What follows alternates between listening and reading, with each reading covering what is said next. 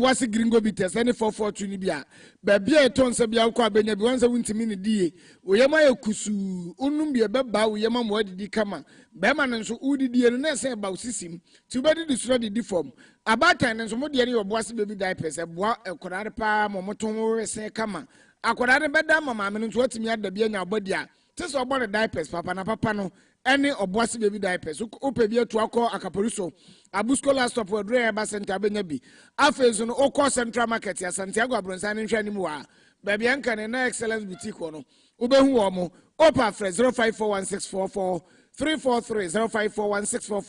0541644343 mididi asrifi share ofo nana kwame mafo mene nana ke ya boani abrewana na pesbaka afi yenko nsem ni mu Ghana mampani John Dramani Mahama enedei ena wone empanifo ahia steering committee wo National House of Chiefs wono mehia bonkomo ahwe wo how amane a ye nananoma trankonya wo mo eboa ma mamuo fa ne to apefra no wo mo FM na entutuye ne nkomobo no mo bo nyina ne se wa be wo nyina be hia no mafa adwen na ensisemu bia wo Ghana mrakuni nim fa ahenfo de no wo mo betimi aye na ba bia wo so mo hwe ehyemu kinanso wo mo betimi aye na fe aban ne nananoma trankonya nkambo mu nso betimi aye adwuma na aboa se de be ya Ghana betimi afa de to papa efra Ghana mampani His Excellency John Dramani Mahama eno de atudwa wo kire anamo tuo ni die ntie hu hie wo se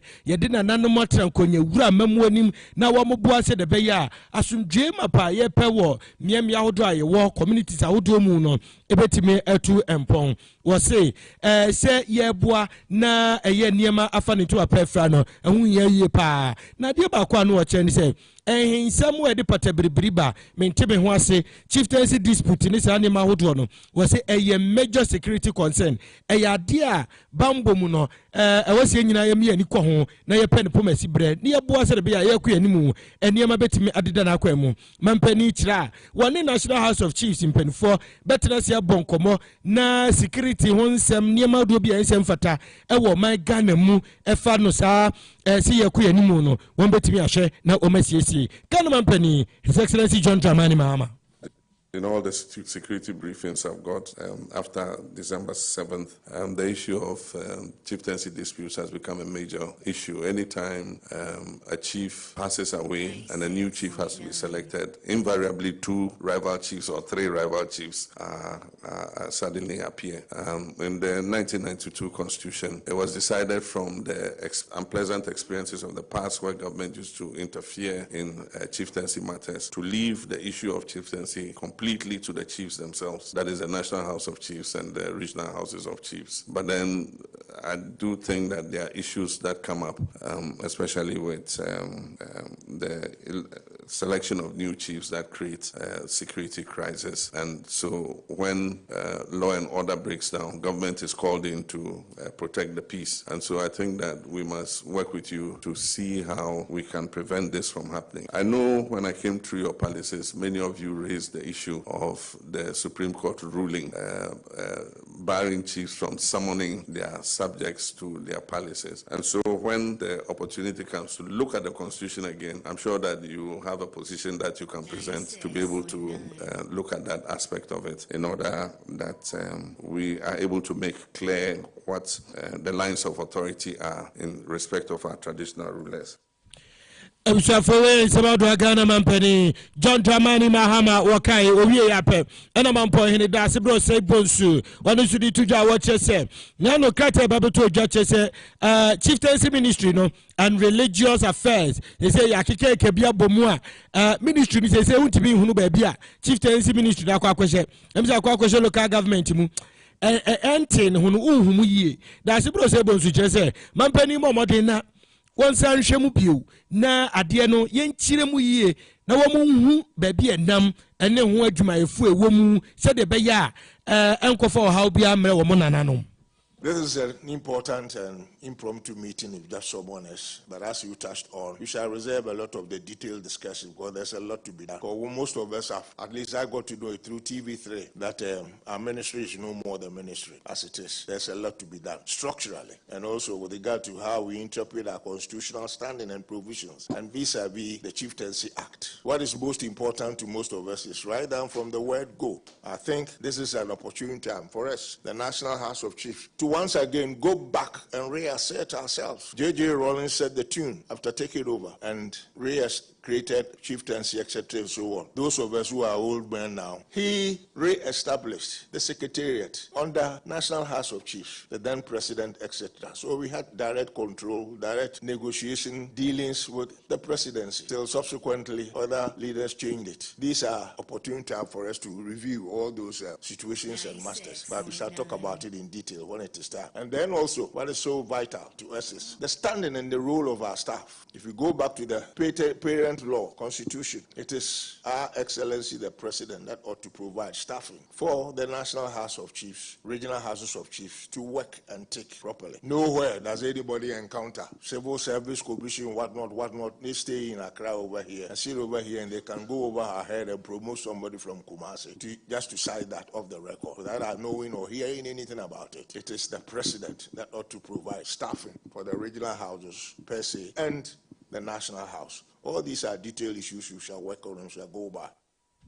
Awusafonti wei eye nsema wodo na dey ekosonti dasibro sebo nsu na bote ne nka no na dey Ghana Mampedi His Excellency John Dramani Mahama wo shia National House of Chiefs mai mo hemfo mpanifo wona mo bonko ma ho nsem na wote na wotwetwe mu ana ye besoi Mampani John Dramani Mahama no ena yewura yaboni din so nan ko hwe anyina ma hoden ho nsem so yewura Abdullah Jira pade betu twa se aban na twam wo no aburu ka botini bi aguo ama fango kra na yedi begu generator mu a yedi besoso nkane na mankane na gina so no fango no enanumpe e wosesa e wa abrenso o mankra bi ti dum so ne de Ghana for mo yemo bumberet enche bia na nkane no preso na san aba na nsan ena ngrofo se da bi unti mekaza asam nkire ni o nyoma bi se nti ye to aba ma mo se mo mala na mo meye eti aba mo nka ma no mpa do na mo mpe kwan a mo befa so ambema nkane na gina zanza Ghana for de da ne se ye ma miawo na ye nuano no na one more mama nyina manhode no brofo kase from IPPs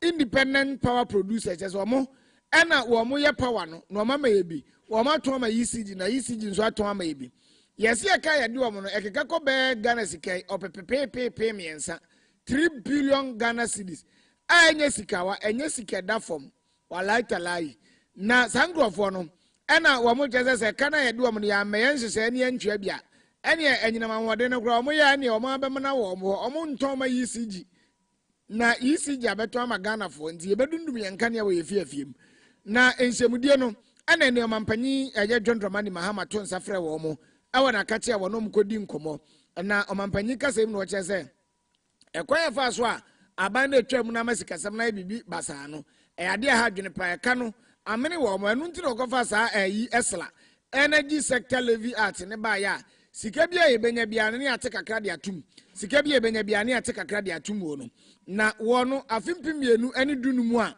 wo yesa ye foto ro boss afoto ne do to wo no yenya sika kakra de kogu mu afan na fofia ntwata no dwale abamo aban sesa ye bai na MPP aban ne bai no na za nkomo nso pa bibi kakra no mo de toto sa afoto nim se ne be ya nkeduru mre bi na ye de ka na eka na emne ye ne ya koyi sika no ne de akotua sa aka na nso da bi o enya MPP aban no sika bia na sa futuo nim de ono ogya ye o de MPP fo de beka ho o ebia na futuo no mo nso o man koto anyina manhodin bi ama enti obusese sika no mo de fa he wo mo de sika na ya de fofura ma sika na hye kwa wa bra etirimoponti a ye boss a esla ne de to no wo mo amfa anya Mampanyi John Dramani Mahama ne nkasa yi.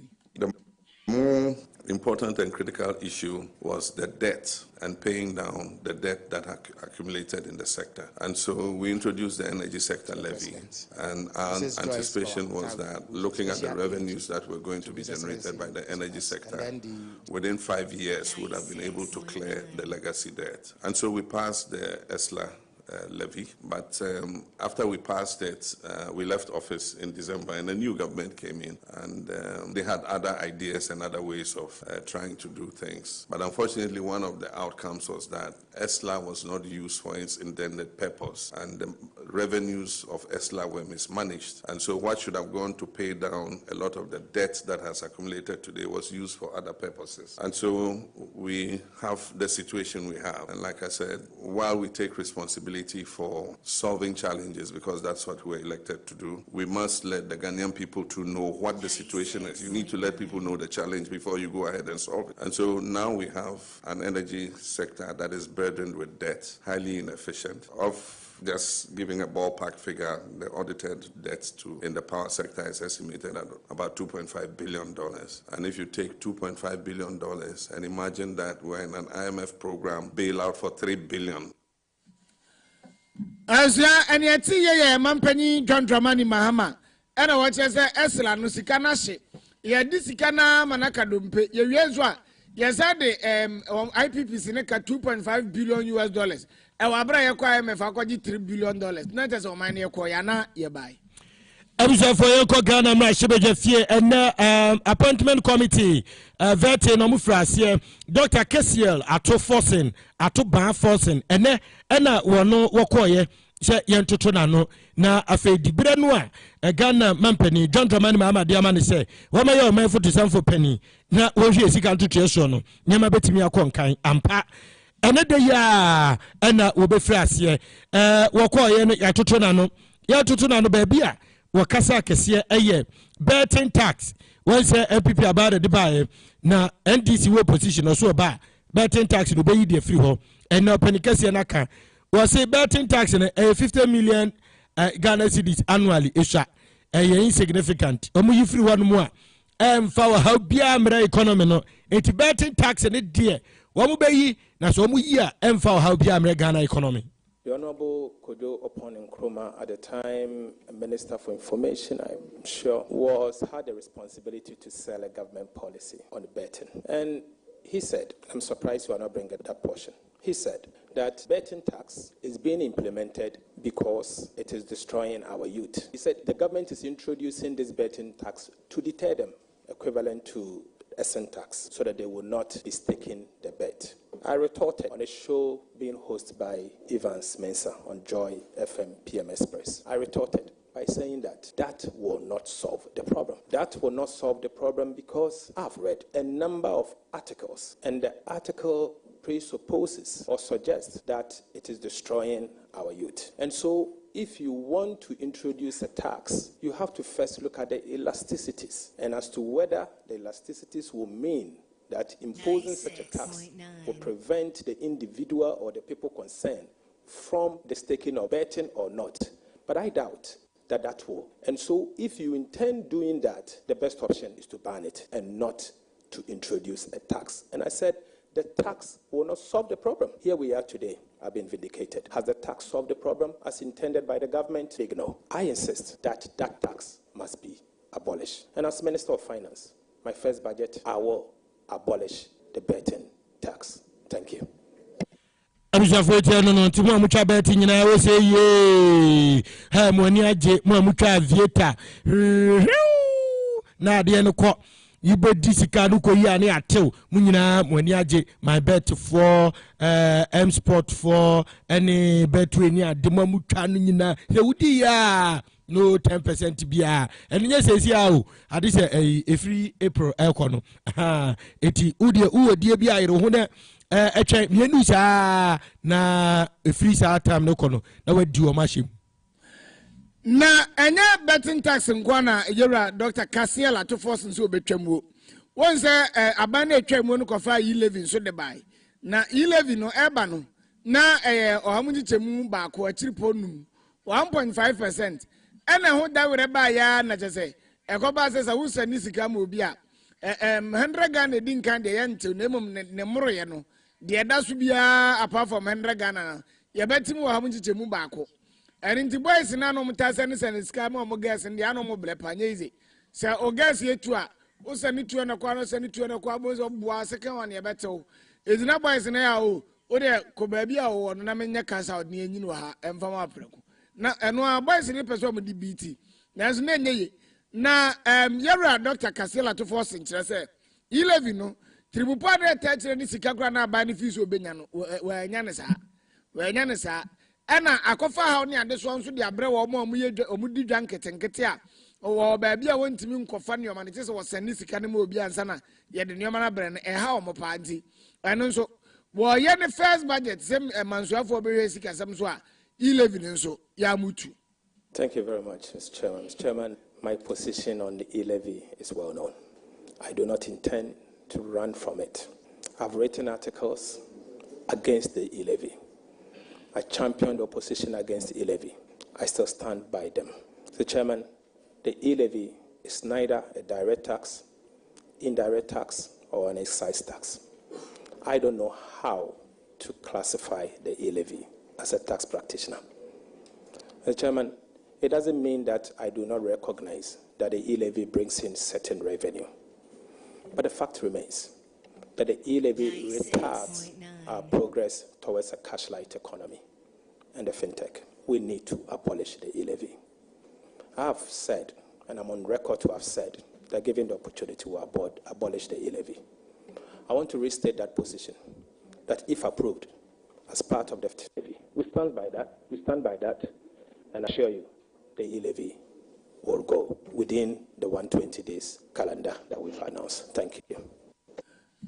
Abusia the everybody did say woman Ghana esika semso sebrashe bedwafo ne giri tumu a your friend Dr. Kasela to forcing what just say 11 nso ba obetwam ene na what hot seat de so na yewura afenyo make kosa wo busa ne pa obusa ne nsem wo bebrebe kokofo de ne kura bam say was ba kokokuafo what the beko 60 million busa da fe was oba obekwa akwa na data and then hey chai hot seat kokokuafo 60 million 6,000 per bag no and that's all na okoyo de na ne kodo esika ebam na ene won say the kasem yes yewura atofo sikoja ba bi ka say wo mo ba o mbesa akopesika afri IMF mpanifo ho ene ne yebusa no wo se wan kanisa na emum o ka se ehu ba behia amu o style kombrovu o se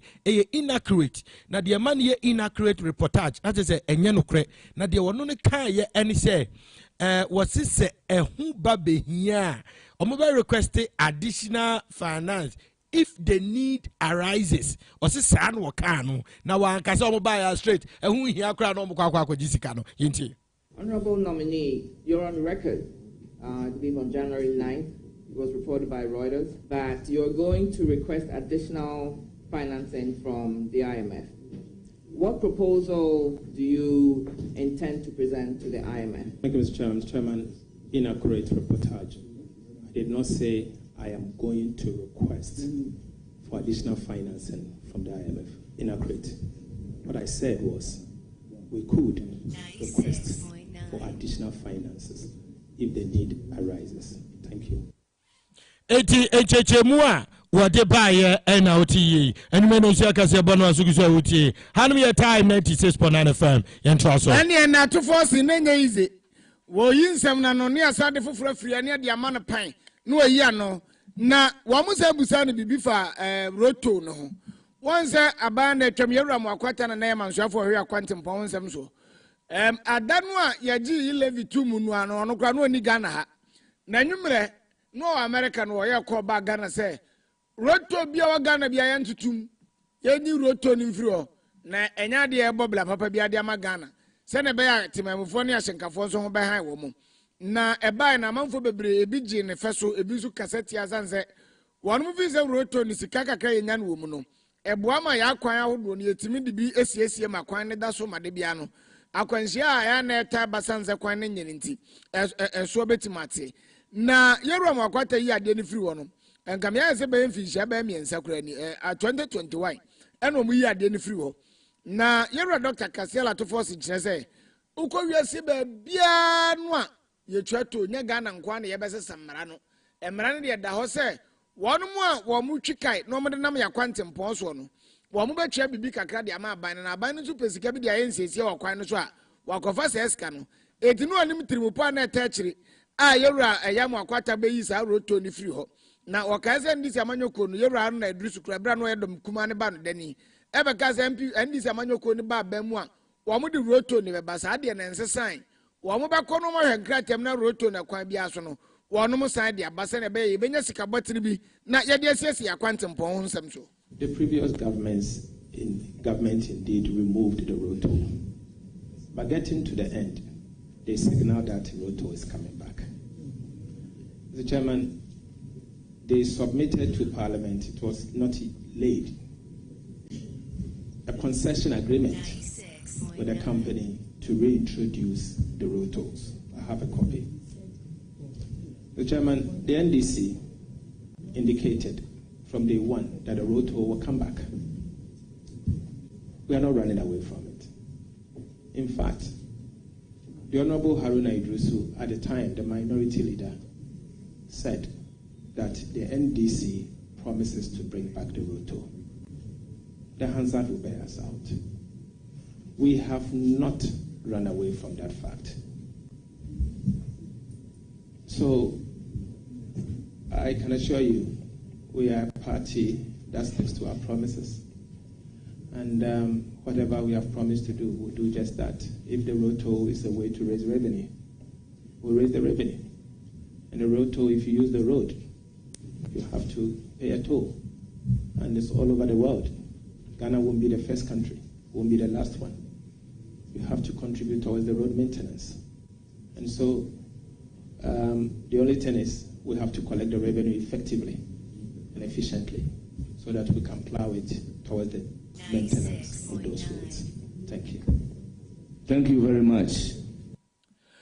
Abusia de abodi din so amla Ghana esika sem so Dr. Kasiel Atoforse ne eno ye national dan ho aba ye ba Kasiel ne beto aso. Dr. Amo Collins, CEO ma Edroya Herbal Center, awade Obuasi Bitters, Obuasi Gringo Bitters, Bedasono, Onunkwani Bibinia, Wasaide Obuasi Baby Diapers, Abawa my Ghana, na diapers ni ye kama, eye moto, Ebakwadani to a man in Serbia, Kwadani to ye say fresh, smooth. And I'm said Dr. Amo Collins, eye into herbenti, a dear Bia will be a biano, was shown say, a bed bueni papomodin, and Tino de Obuasi Baby Diapers, a bedaso. Diapers we a yama your mofran say. Oh yes, anti diapers we what the bar quadano na say what Johnson and now we're done in a year. It me absorb your quadani Johnson in a jana nina na se bar quadano. On to cross a dear with Jan and and that's what Johnson and no any obuasi baby diaper. Anti obuasi mine, Moma yin tunguso, Nayan obuasi baby diapers nubi. Esan say, Obibinia with dinkai ewa Ghana ha. Why ye obuasi baby diapers? Now was saying you obuasi ni. Edroya Herbal Center, woman a day obuasi bitters. Obuasi Gringo Bitters and no side Obuasi Baby Diapers abegaso na se ne ukọ won company mu ha enipa dodo a yebuase fo a Dr. Amo Collins afa omu adwuma mu ene 1 year de applications abegu a adwuma ewo ho no enya sem ketwa entina ewosie nyina ye som na yeto Obuasi Baby Diapers no said ye be ya Dr. Betimi afa buase fo dodo no a ewo adwuma ni enti wo de woto abrofo ne de no a na wato Obuasi Baby Diapers ni bi nso akoso ahwe na wo be ho difference mo amopa Obuasi Baby Diapers ni bi etu no emra Obuasi Central Market Town Hall Santiago Abrosani mu ana obefre 0541 305 287 Obuasi Baby Diapers ebo banwa say moton Ahima walante eno ankro na bedu yo na mepenkonwa papa e de agumi hotel na masini foforo ni mu wonni how asante mantam hade eye baby ba ko pe J Furniture Works what the leather any materials papa pa na je ni nkunya na wo hu ni nkunya na wotumi say yes e hu chankasa wo bia e penkunya papa to agu ni dem any hotels ahodo a e ho no bia na ni kire J Furniture Works e be ma dining chairs center tables any quality bed e ba no quality leathers any materials e di siesie nkunya ho a J Furnitures nkwa na Tom Papa, J Furnitures, the quality leathers, any materials, share and kunyada home. I am Monse Soko. Sir, and ye for me chukrum, me passa say Esidan and Sanamako. Ohima, and ye would show for Manaton Cremo. J Furniture Works, the secret bacono, a Benadensia, where yet, yes, sir. O Passa Seattle, and now was a super soton, O Tom Fee, and as a Passato Fee, Nina, J Furniture Works, a bed to Juma amount. And it is 7 cents and Sassan so dear, Mansubia and Neho, a bad hardware. Open roofing sheet, concrete, open shovels, paint, any building accessories be a obenya bi wana share ye. Enye no nko e ba no plumbing accessories a owoni nyina ebi. Say a J Furniture Works. Wama minyeme nyina abwa no. Na mehu omo wo he. A J Furniture Works. Ewo Boase Kaporiso. Ofa ka usimesi wa a J ho a. Freno ewo 0592. A J Furniture Works. 435-427. A J Furniture Works. And as 0244. A J Furniture Works. 663-885. A J Furniture Works. Wama densie eni demo sesie ayefu.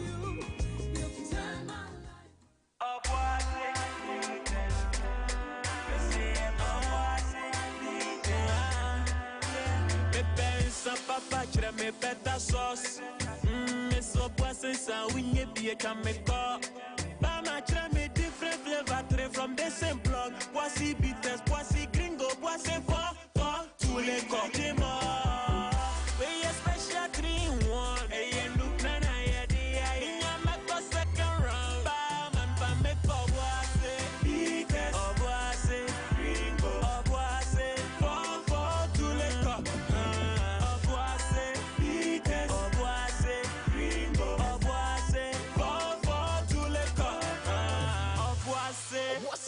And do bina umangasa. Numenyanse on Toma Nipa onye mfie dunwotwe. Esesa apemfo no FDA achi dwedie nkratoi atu.